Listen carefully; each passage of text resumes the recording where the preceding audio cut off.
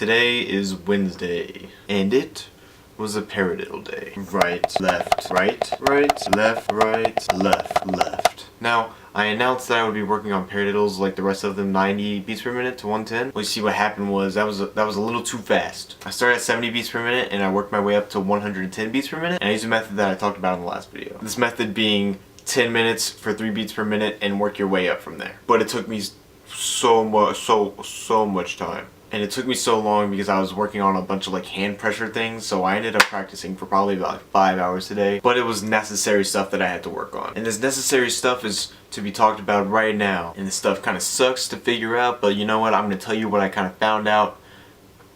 So maybe it'll help you guys out. But what's going on is that my right hand feels really confident when it comes down, but my left hand not so much. It may look the same, but the way it feels is completely different when I do it. And my guess as to the problem is probably this guy. Pretty sure it's this guy. Well, this guy and then his best friend that he's got right here. I think what happens is the stick goes through them more so than it does on the right. And what this tells me is that I just have a very weak fulcrum, because that's, you know, that's what that called, is like where the equilibrium of the stick, you know, and your fingers, and it kind of, you know, it's your fulcrum.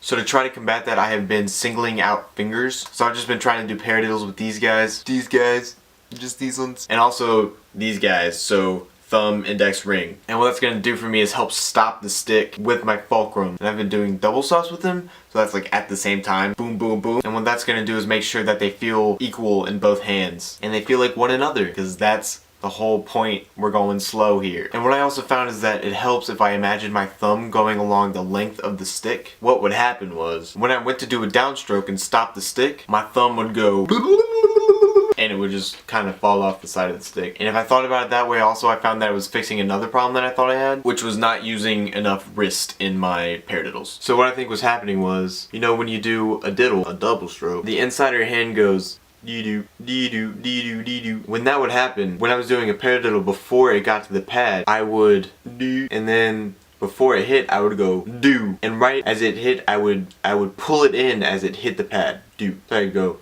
do.